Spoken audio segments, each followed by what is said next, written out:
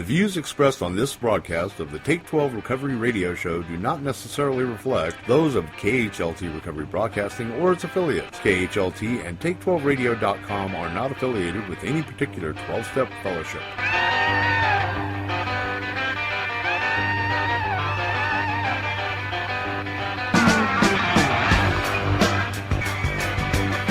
Remember me, I'm the one down on the floor, telling these people that I ain't there anymore.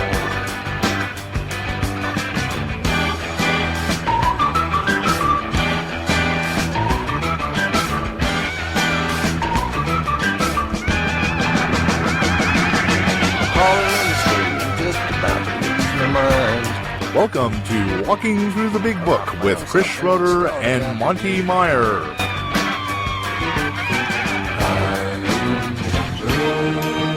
And now, here's those two guys who investigate prior to contempt, Chris and the Monty'man. Yes, it is Chris and the Monty'man here broadcasting to you from a beautiful Albany, Oregon, as well as... Chris, where are you at right this moment? I'm actually in Sparta, New Jersey, right as we speak. Sparta, New Jersey, and what is that in close facsimile to for listeners that don't know where Sparta is? It's about an hour west of New York City. Oh, that's that close to New York. Oh, okay. Yeah. Good.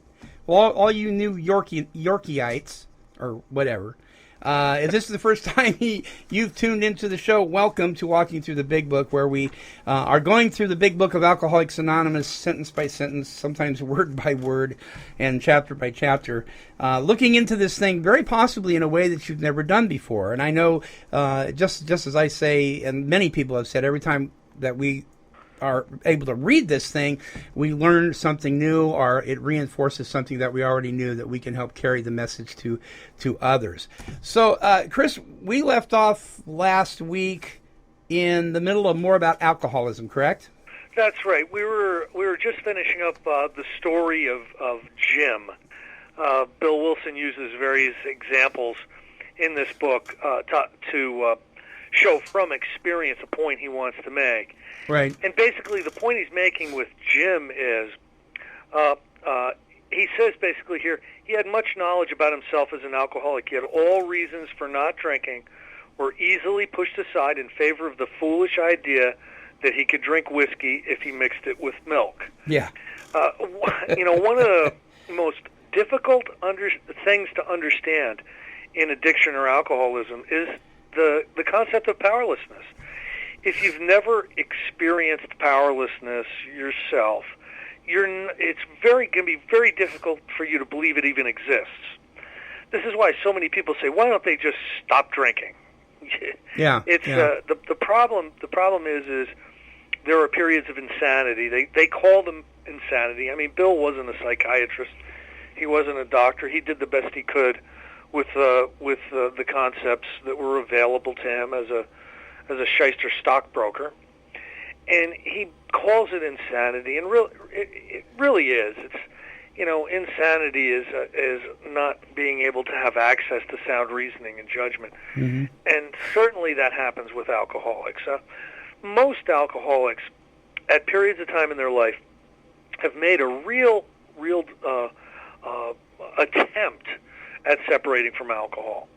They've who the heck would want to wake up violently ill every morning and crash cars that night, and then wake up violently ill that morning and lose their family that night? I mean, nobody's going to make a decision to do that time and time again. There has to be something at work in the alcoholic that's difficult to understand, and that thing is the obsession of the mind.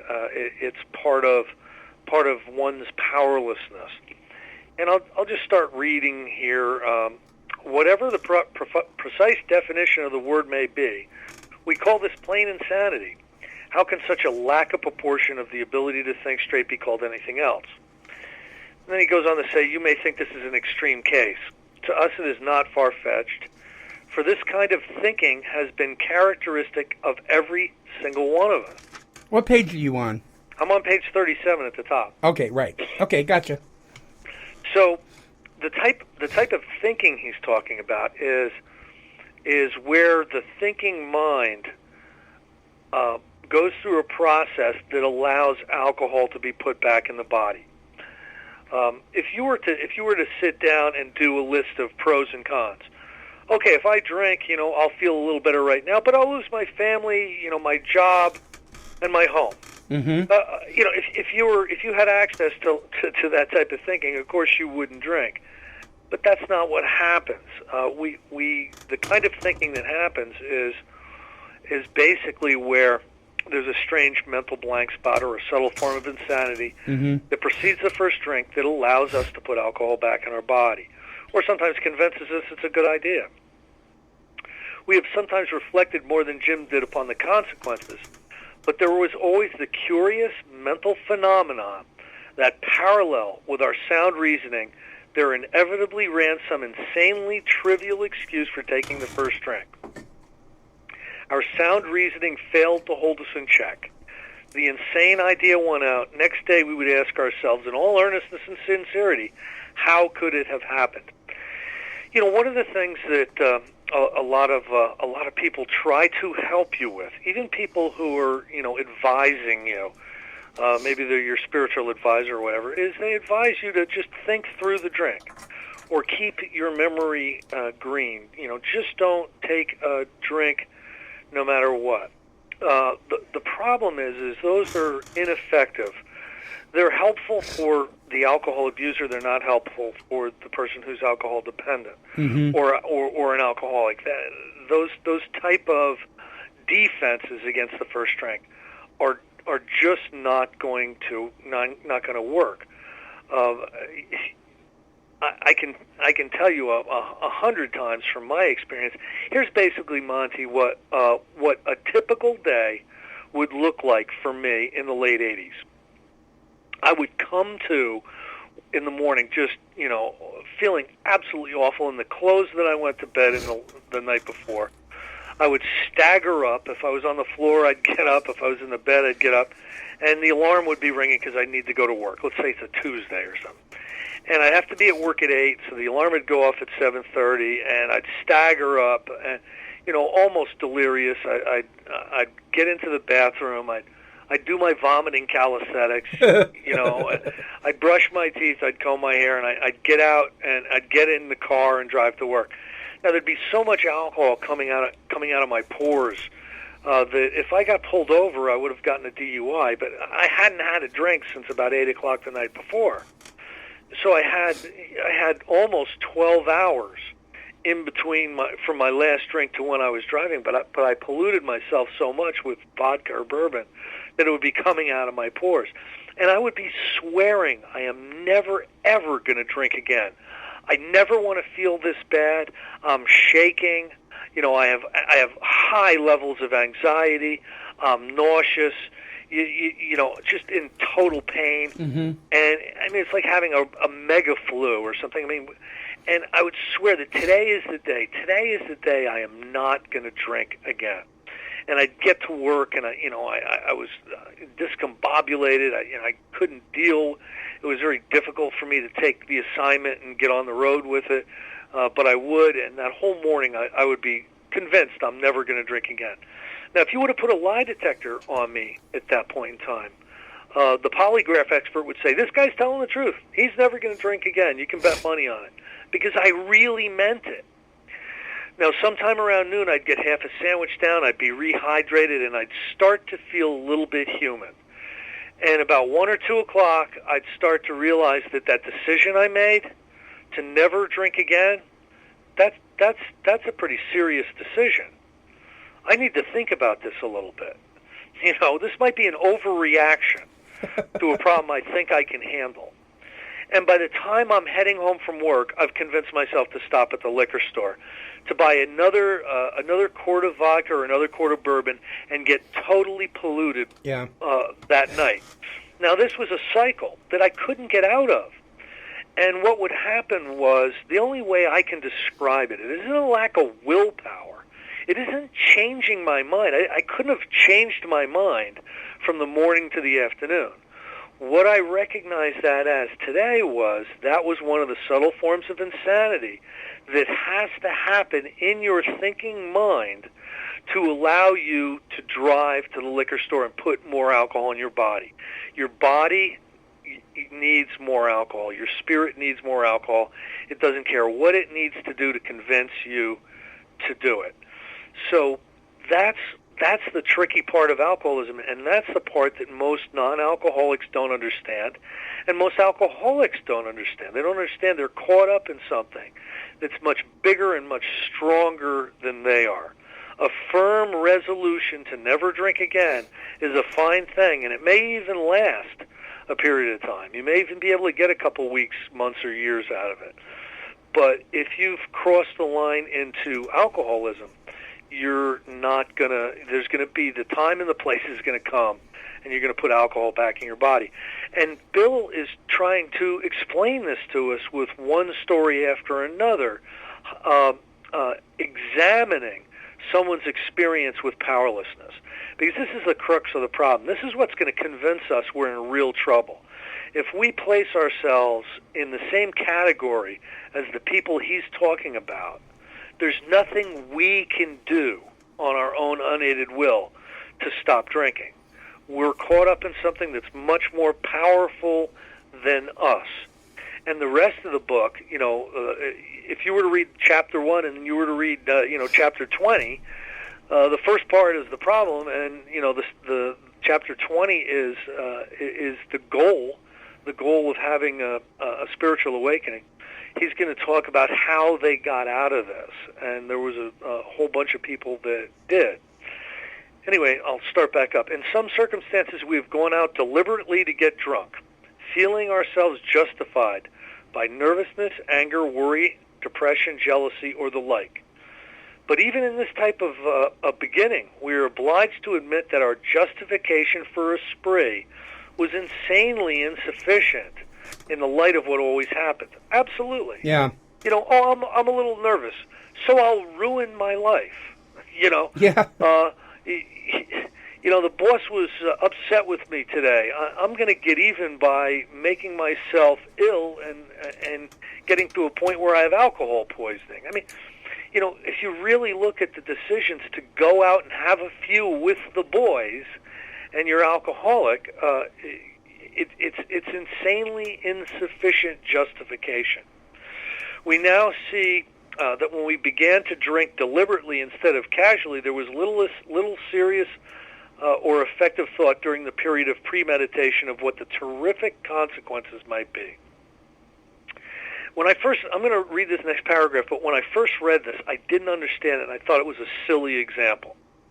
Today, I believe it's a great example because we're not jaywalkers. This is the story of the jaywalker. Mm-hmm. I'm not a jaywalker. I don't jump in front of cars to get a rush. So I don't understand it. So I think the guy's a nut. And that's the way people see alcoholics. They're not alcoholic drinkers, so they think we're nuts or we're morally defective. But right. This is a great example. This is a jaywalker.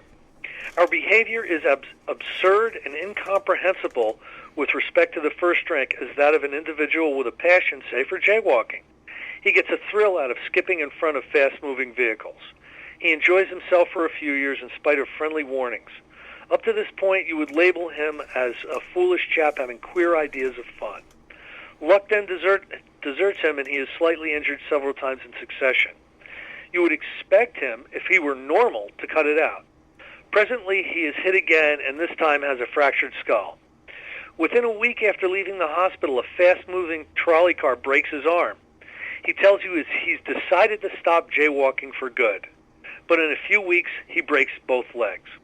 On through the years, this conduct continues, accompanied by his continual promises to be careful or to keep off the streets altogether.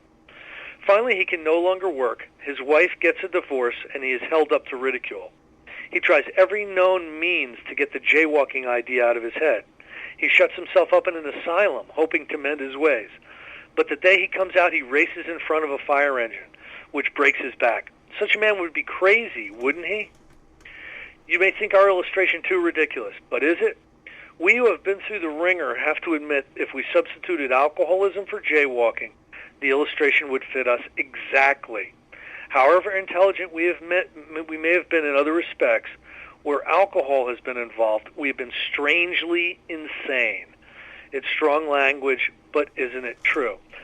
I love taking the knowledge or the examples out of this book and turning them into my own experience, because if I can relate these principles to something out of my own experience, it makes it mine.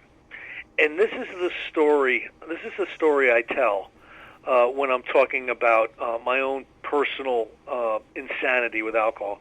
When I was in, it was 7th grade. I was in 7th grade, and I was a young little kid, full of spunk, and I'd get in a little bit of trouble here or there. I was kind of a loner. But one of the things I like to do is in the hallways of this school were lockers, and the lockers had combinations right on the doors. And what you would do is if you saw one of your friends or something, you'd sneak up behind them and you'd slam their locker shut when they were getting their books out. And then you'd, get them. And then they'd have to stop and go through the whole combination again to open up their locker. And meanwhile, you're laughing, running down the hall. Now, one of the people I used to do this with was named Huey. And Huey was a big guy. He was probably 180 pounds in 7th grade. He's just one of those big guys. And I would slam Huey's locker shut every once in a while, just as a prank.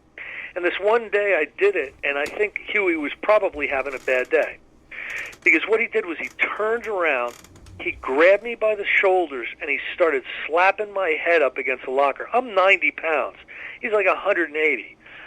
And you know what they make walls of in school buildings? Cement. It's cement block, right? Yeah. So he knocked me unconscious. I literally came to laying on the floor, and classes had started. I was alone in the hall, and I had to get up and stagger to geometry or whatever the heck it was, just dazed out of my mind. I mean, he concussed me, you know what I mean? Yeah. Now, I got to tell you, I never, ever slammed Huey's locker shut after that day. Right. Okay?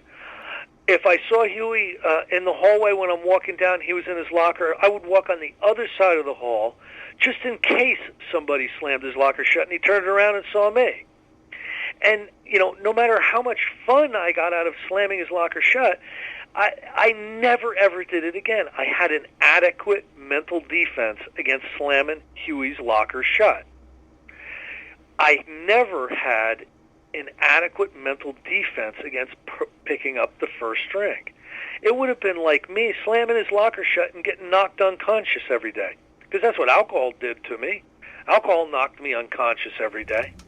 But I kept slamming the locker door shut. I didn't have access to that sound reasoning. Why not? Let me ask you this. Playing devil's advocate here. Okay, if you had that with the locker and it caused you pain, yes.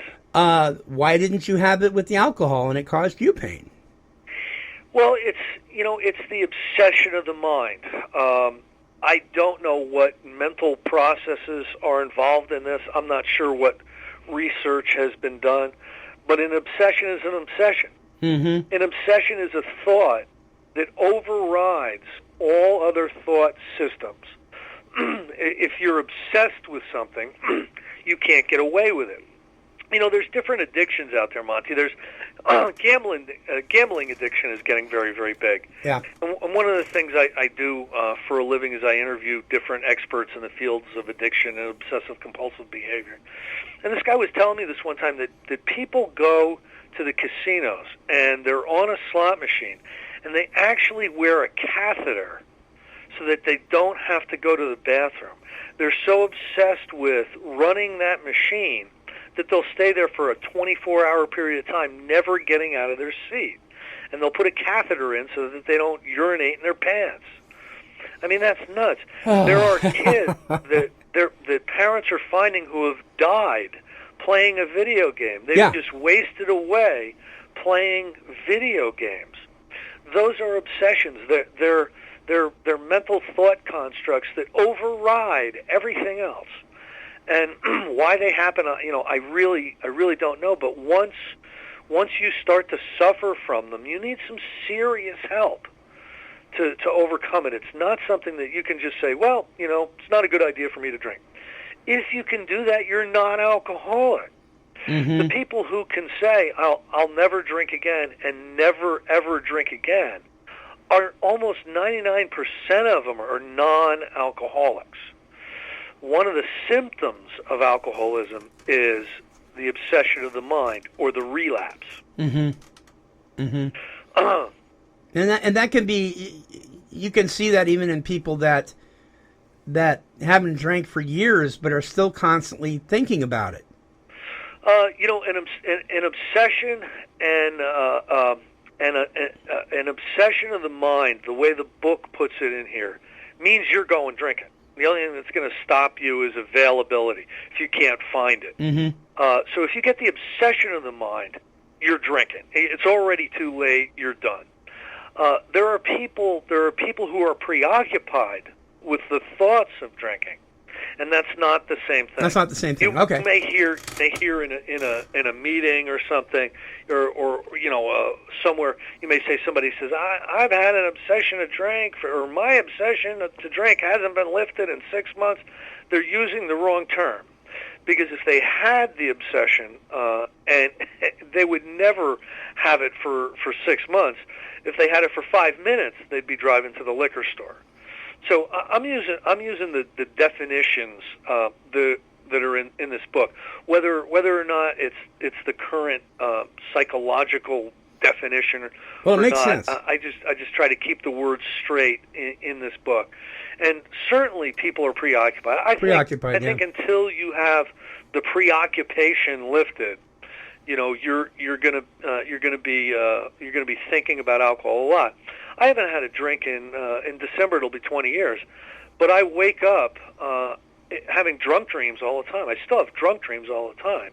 I mean, I'm an alcoholic. I'm pre-programmed. I'm set to default to go to understand that some of those things can temporarily solve my problems.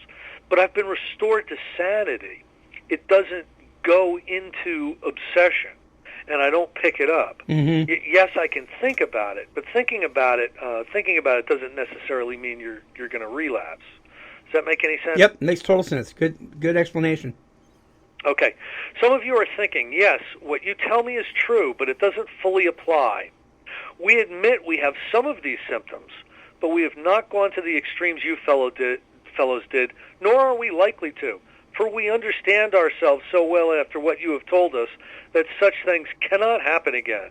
We have not lost everything in life through drinking, and we certainly do not intend to. Thanks for the information. Now, what happens when I'm working with people a lot is this happens. Armed with information, people think that the information is power. The problem is you're trying to use your mind that suffers from insanity to solve the problem. You can't solve the problem with a broken tool. Mm-hmm. So if all you have is information on alcoholism, and you know everything there is about it, that's not a defense. I was doing some volunteer work in a treatment center back in the 90s. And I would go there once a week to do my thing. And there was a guy in there that I knew from high school, and I hadn't seen him in about 15, 20 years. And I started talking to him. He ended up being the cook at the rehab. He went through the rehab, and then he stayed there. He didn't feel safe leaving. And I got a bit of his story. And here's basically what happened. He left America in the very early 70s to avoid the Vietnam War. He ended up in Canada and lived there for about 20 years. And what happened in that period of time was he got sober, got involved in recovery, got involved in becoming an alcoholism counselor, and basically worked his way up to a very high-level position in the government in their alcoholism bureau or whatever Canada has, the Council on Alcoholism, whatever it was. He was a very, very high-level officer in the government dealing with alcoholism and drug addiction. And what happened was he relapsed. Now, he knew as much as you could possibly know about alcoholism and about treatment and about drug addiction and about drug treatment. He was one of the experts of all experts, and he ended up getting drunk. Okay, so knowledge is not going to protect you. Also, I got this statistic from Geraldine Delaney. I still do some volunteer work up at Elena Lodge, and she got started in treatment for alcoholism and drug addiction in the 50s. There's very few people who know as much as her. When Betty Ford wanted to start her center, she went to Geraldine and asked her, how do you do it? I mean, she was friends with Bill Wilson and Lois. I mean, she goes all the way back. And there's very few people who had anywhere near the experience that she had. And I was sitting in a meeting with her one time, and it was just a couple of us in her office. And she said, Chris, do you know that 4 out of 5 recovered alcoholics in recovery that become alcoholism counselors relapse while they're counseling for alcoholism? 4 out of 5 of them? And I couldn't believe that, because I would think that if all day long all you're doing is treating for alcoholism, that's going to mean something as far as a defense against drinking. But it obviously doesn't. So self-knowledge is not the key. So a lot of people, say, okay, great, thanks. I understand. I can never drink again. Thank you.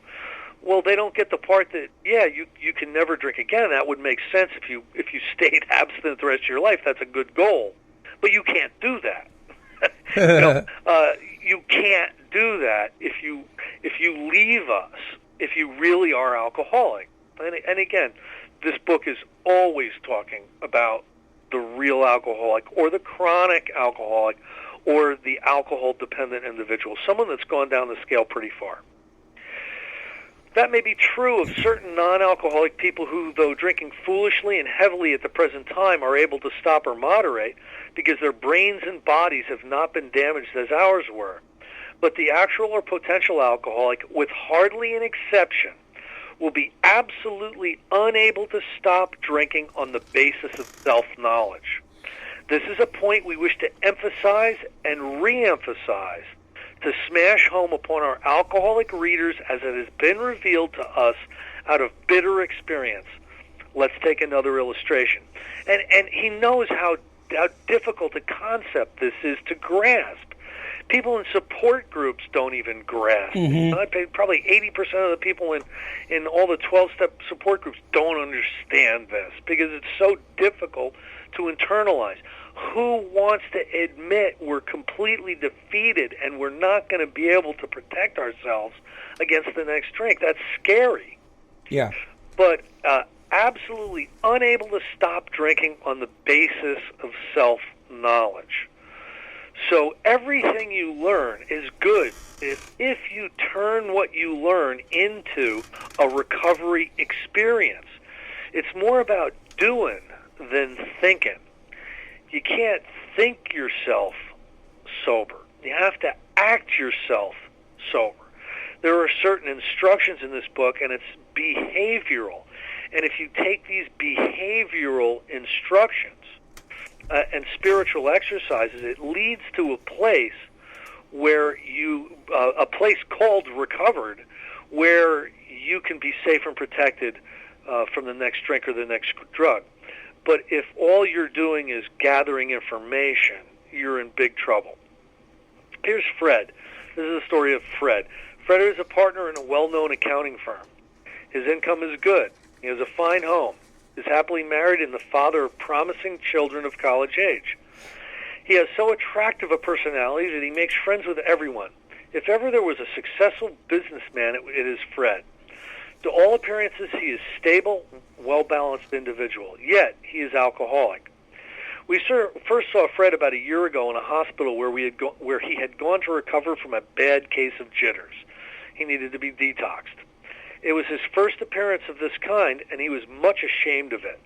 You know, the sad thing is, Monty, the detoxes get easier sometimes for us emotionally. I remember the first time I needed to go to treatment. I was absolutely mortified. But what happens is, if it becomes habitual, it gets easier sometimes to deal with the shame.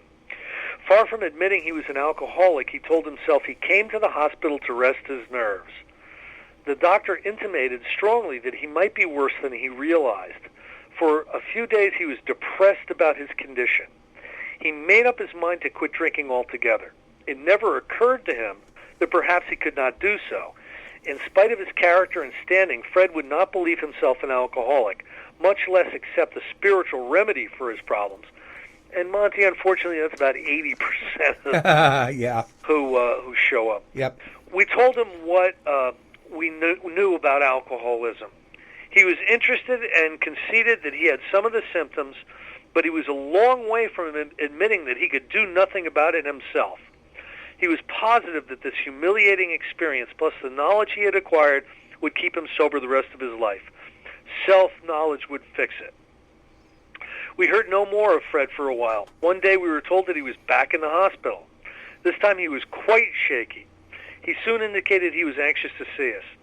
The story he told is most instructive, for here was a chap absolutely convinced he had to stop drinking, who had no excuse for drinking, who exhibited splendid judgment and determination in all his other concerns, yet he was flat on his back nevertheless.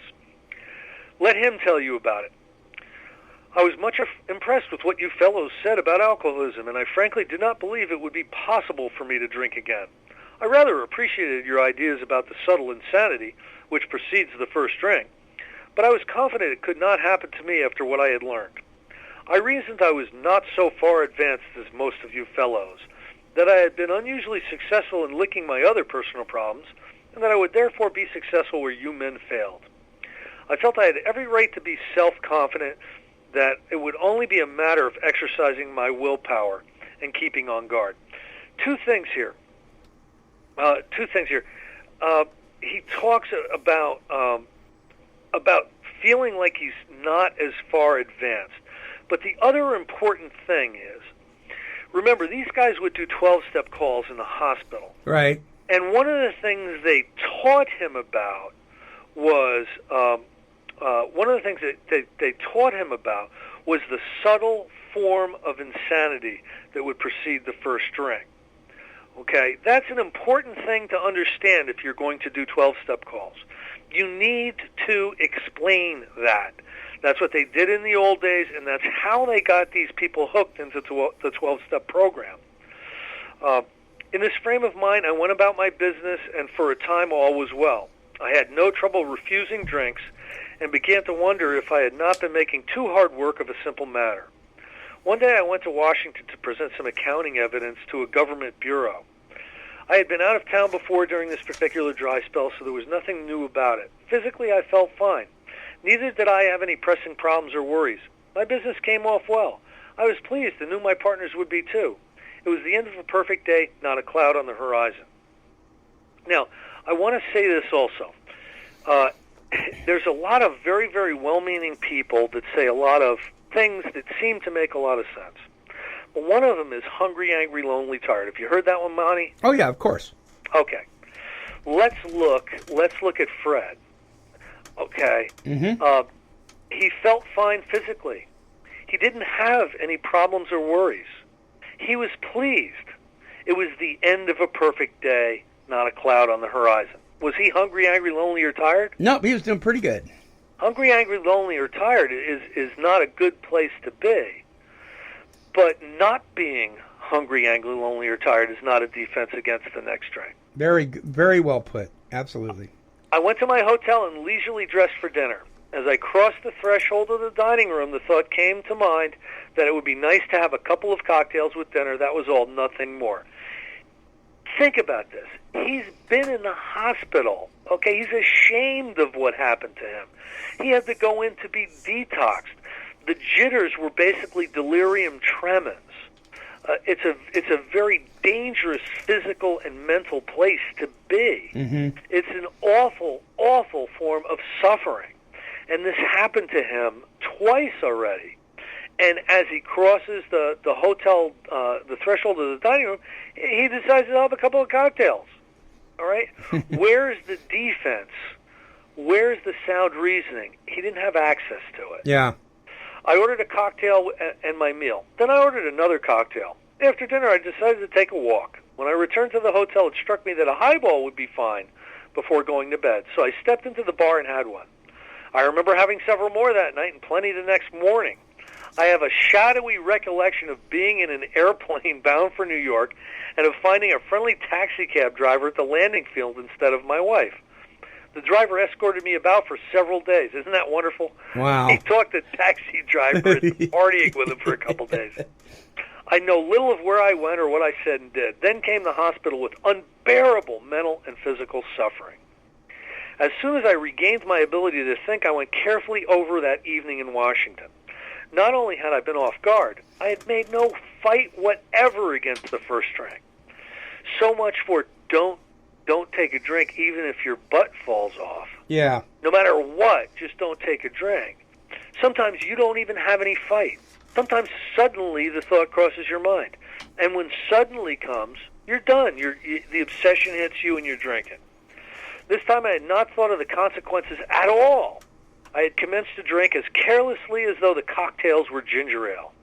I now remembered what my alcoholic friends had told me, how they prophesied that if I had an alcoholic mind, the time and place would come, I would drink again. They had said that though I did raise a defense, it would one day give way before some trivial reason for having a drink, because that's what happens to us. Well, just that did happen and more. For what I have learned of alcoholism did not occur to me at all. I knew from that moment that I had an alcoholic mind. I saw that willpower and self-knowledge would not help in those strange mental blank spots. I had never been able to understand people who said they had a problem had them hopelessly defeated. I knew then it was a crushing blow.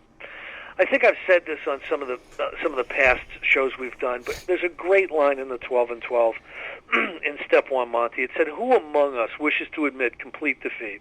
Glass in hand, we've warped our minds to such a state that only an act of divine providence can relieve us of this obsession." Mm-hmm. That is one of the most powerful sentences Bill Wilson ever put together. Because I got to tell you, who among us wants to be this defeated? Who among us wants to be this powerful? And our thinking mind will try to convince us in many, many ways that this is not true for us. We're different. We can handle this. And we'll fall short on our recovery processes. We'll slowly stop participating in our recovery processes, and the time and the place will come, and that mental obsession will return. This is why the relapse rate is so high in alcoholism. And we've talked about, I think you and I have talked about, how people will say, well, the first thing to go was I stopped going to meetings. And I think it was you who said you stopped going to meetings long before you stopped going to meetings. You stop going to meetings before you stop going to meetings. Yeah. And it's a slow, sometimes it's slow, sometimes it's fast, but it's a slow backing away from the spiritual intensity that's needed to maintain the spiritual condition so that God can keep you safe and protect you. Mm-hmm. It's a hard concept to understand. A lot of people don't like to hear that it's God. I don't care what you call it, but I'll tell you what you need to do. If you're really alcoholic, if you're relapsing a lot, if you've been going to 12-step groups, if you've been in and out of rehabs and detoxes, and you really want to get over it, this is the stuff you have to do. If you do this stuff, you will recover. These guys were low-bottom, horrible, terrible alcoholics. They're the type of alcoholics that they'd put them in insane asylums. For 10 years, they're in and out of insane asylums. Mm-hmm. I mean, if they can figure it out, do the work, and get to recovered, we can. Yeah. Two of the members of Alcoholics Anonymous came to see me. They grinned, which I didn't like so much. Then asked me what I thought of, if I thought myself alcoholic and if I were really licked this time. I had to concede both propositions. They piled on me heaps of evidence to the effect that an alcoholic mentality, such as I had exhibited in Washington, was a hopeless condition. They cited cases out of their own experience by the dozen. This process snuffed out the last flicker of conviction that I could do the job myself. And if you're doing a good 12-step call, that's what you need to try to get to. You need to sniff out the last flicker of any individual's thought that they can handle alcohol or quitting alcohol on their own. Then they outlined the spiritual answer, the 12 steps, and program of action, which 100 of them had followed successfully. Though I had been only a nominal churchman, their proposals were not intellectually hard to swallow. But the program of action, though entirely sensible, was pretty drastic. Pay the money back? And then I would have to throw several lifelong conceptions out the window. That was not easy. But the moment I made up my mind to go through with the process, I had the curious feeling that my alcoholic condition was relieved, as in fact it proved to be. When he made his third-step decision, and back then the third-step decision was to seek God and go through the rest of the steps. That's what the third-step decision was. Once he made that decision, he started to feel like his alcoholic condition was removed. I don't know whether it was removed, but he certainly stayed sober long enough to get through the program of action. Mm-hmm. And I don't think Fred drank again. I'm not really sure if I remember the history right. I used to know who all these people were. I don't anymore. Quite as important was the discovery that spiritual principles would solve all my problems. I'm going to read this again.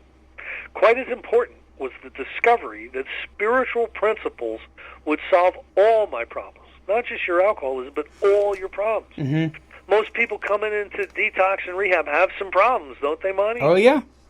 A little bit of drama going on. I have since been brought into a way of living infinitely more satisfying and, I hope, more useful than the life I lived before. My old manner of life was by no means a bad one, but I would not exchange its best moments for even the worst I have now. I would not go back to it even if I could.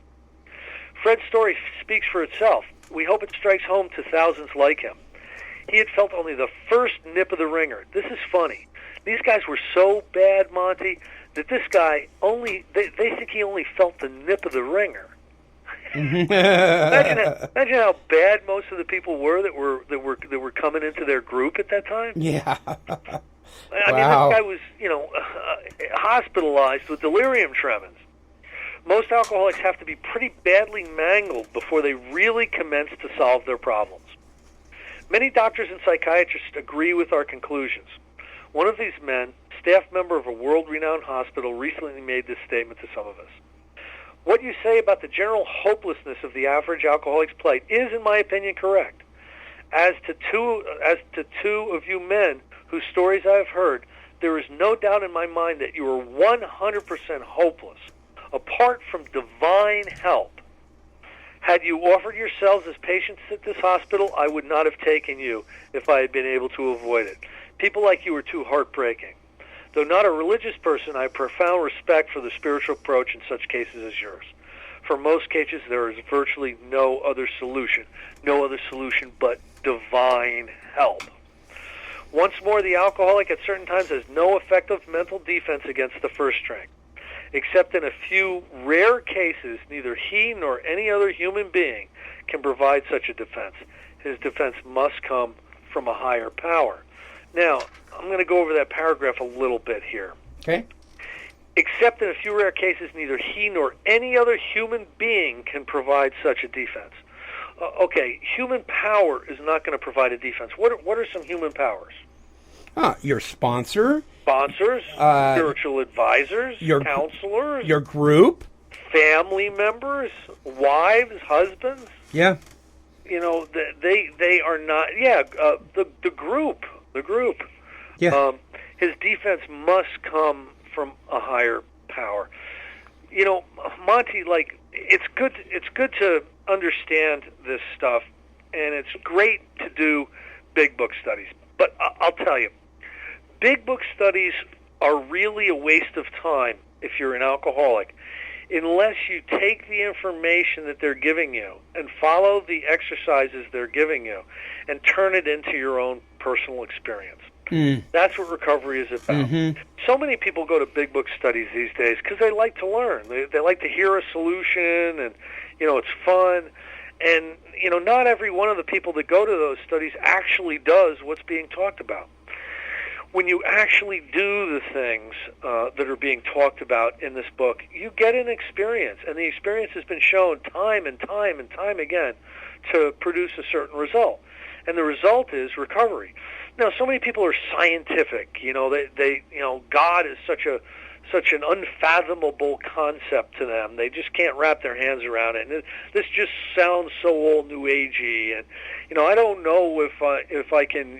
I'm practical, and I'm a scientist or something. Well, here's what you do. Here's what you do if you're one of those people. You go through this book like it's a textbook, and you turn every statement into a question to find out if it's from your own experience. You follow every exercise in it. You do every instruction to the best of your ability, and keep a notebook on it. Keep a scientific notebook on it, and take notes about the results. And you will find out something very, very remarkable, that you're going to find that you're going to get the results. You're going to get the results that you probably didn't think you were going to get, probably didn't understand you were going to get. But you can go through this scientifically if you want to. Just go through it is basically what I would be saying. Yeah. Good suggestion. And I do know people, even in meetings, that will take some of this and try to apply it without the other parts, and then they don't understand why it doesn't work. Recovery is not a cafeteria. Another thing that you hear a lot is take what you want and leave the rest. Oh, I hate that. This is not a program of suggestions. This is a suggested program. So if you're gonna accept the program, you need to accept the whole program. Right. If you take what you want and you leave the rest, you're going to be in trouble. Well, I'll give you an example. Let's say you go over to a friend's house, Monty, and they serve cake, chocolate cake for dessert. It's the absolute best chocolate cake you've ever tasted in your life. It's unbelievable. And you say, please, can I have the recipe for that cake? And they reluctantly give you that recipe. And the next weekend, you're going to bake one of those cakes. You remember how great it was, and you pull out the instructions, and you start going through the instructions, and it says that you need to use baker's chocolate. You don't have baker's chocolate, but you got a couple of Hershey bars, so you throw that in. Then you're supposed to use a certain type of refined brown sugar. You don't have brown sugar, so you use regular sugar. And then it calls for a special flour, and you don't have that, but you have another kind of flour. Now, when you bake up that cake, what are you going to have? You're not going to have that wonderful cake that you had at your friend's house. You're going to have something that resembles a cake, but it's not going to be the same thing. That's what happens to people who come into recovery, come into a 12-step group, and say, okay, I'm going to do the first step, and I'm going to do the 12-step, and I'll do a little bit of 4 and a little bit of 5. But, I'm not really going to be praying and meditating. I don't like getting on my knees, and that meditation stuff is, I'm not going to sit there with incense burning in a lotus position and meditate. That's not me. And they start finding reasons and excuses to not follow the whole program. They're not going to have the recovered state that you're going to have if you do it all. It's going to be something different, and it may be insufficient to keep them sober. Mm-hmm. Mm-hmm. And they may stay sober for a long, long time, but at some point, I believe, they'll either drink again or something worse. It's true. There's a lot of people around who have just been able to maintain a tenuous sobriety, and unfortunately, they don't even know what the state of recovery is, because they've never experienced, because they've never done the steps. Yeah. And they are cranky, and they're resentful, and they're always fighting with someone or something, and they're just literally cranky. Now, one of the promises in this book is you stop fighting alcohol or anything else. So when you see somebody fighting, you know that they haven't achieved a place of recovery. If they're arguing or running around, trying to get their point across to everybody, you know that they're not at recovered. because that's one of the promises inherent in the group. I believe that's a 10th step promise. So there's a lot of people who haven't achieved this state, and they don't know it. Yeah. You know what you don't know. How do you know what you're missing out on if you've never experienced it? It's the kids saying, "I don't like broccoli. Have you ever tasted it?" No, but I don't like it. Yeah, contempt prior to investigation. Yeah, that's what it is. Absolutely. Oh, well, great, Chris. This has been Chapter 3 is so awesome. And next week we're going to be going into a chapter that I particularly just adore, this chapter. And folks, it is entitled We Agnostics. And for many of you, this is your favorite chapter. I've heard a lot of people just rave about this chapter that are recovered alcoholics. So be looking forward to that this next week. Chris, thank you.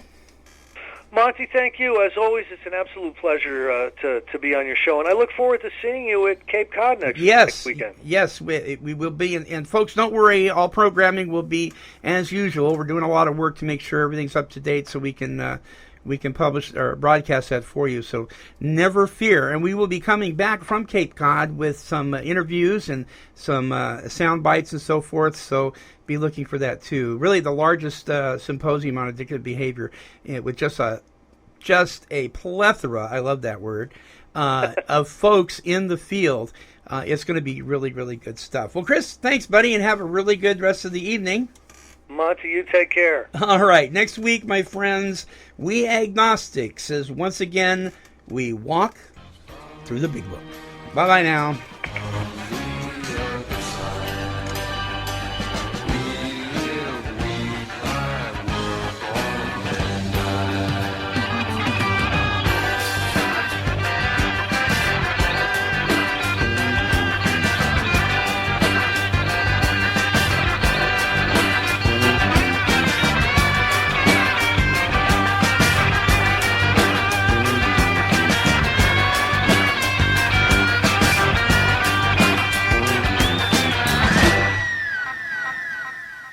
This has been a broadcast of KHLT Recovery Broadcasting.